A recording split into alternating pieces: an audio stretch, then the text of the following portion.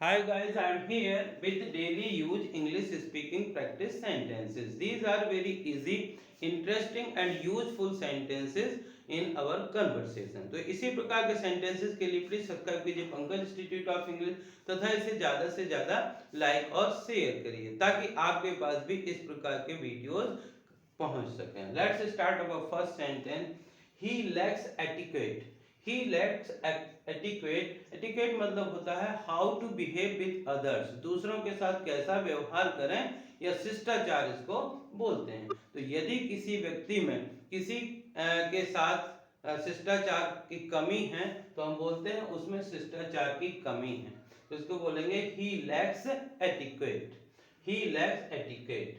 Stay within your limit. कभी आपने देखा होगा कभी कभार कि कोई भी व्यक्ति अपनी हद में नहीं रहता है, हद से बहुत ज्यादा बोलता है, तो हम उसको बोलते हैं कि अपनी हद में रहो.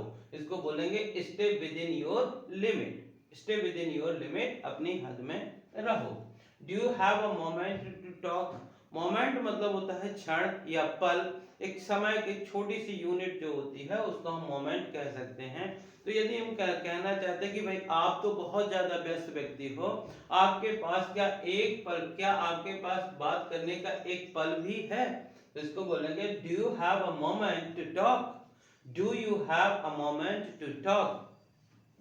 आई would like to have a cup of tea. कभी कभार कोई व्यक्ति जब आपके यहाँ आता है और आप उससे ये पूछना चाहते हैं कि आप क्या लेना पसंद करेंगे, What would you like to have? तो यदि आप कहना चाहते हैं कि मैं एक कप चाय पीना पसंद करूंगा तो इसको बोलेंगे I would like to have a cup of tea.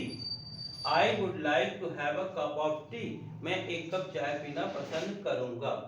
और यदि किसी के साथ किसी के संबंध अच्छे होते हैं, किसी के संबंध बुरे होते हैं, और यदि आप किसी से पूछना चाहते हैं कि क्या आपके उससे अच्छे संबंध हैं, तो इसको बोलेंगे do you have good terms with him.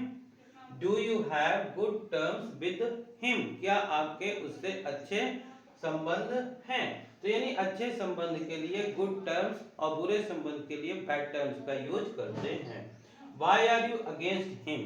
जब कोई किसी के खिलाफ होता है, किसी के विरुद्ध होता है, उसके विचारों से मेल नहीं खाता है, तो उनको बोलते हैं अगेंस्ट. तो यदि हम पूछना चाहते हैं कि आप मेरे खिलाफ क्यों हैं, तो इसको बोलेंगे why are you against.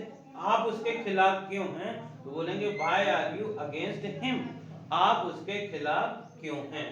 मैं आपसे पूछने ही वाला था. कभी कभार कोई व्यक्ति दिनों के बाद मिलते हैं और बोलते हैं कि आपने उनके बारे में नहीं पूछा और आप कहना चाहते हैं कि बस मैं आपसे पूछने ही वाला था, तो इसको बोलेंगे I was about to ask you.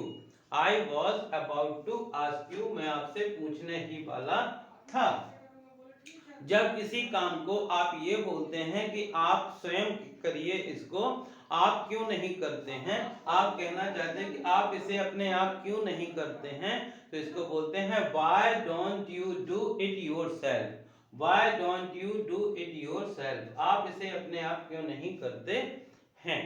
You look wise but you are not. कभी कभार कोई व्यक्ति देखने से अपीयरेंस में से कुछ और दिखता है, लेकिन जब वो बात करना शुरू करता है तो उसको समझ में आता है कि उसके मन में क्या है. जैसे आपने कोयल और कौवे दोनों की आवाज सुनी होगी.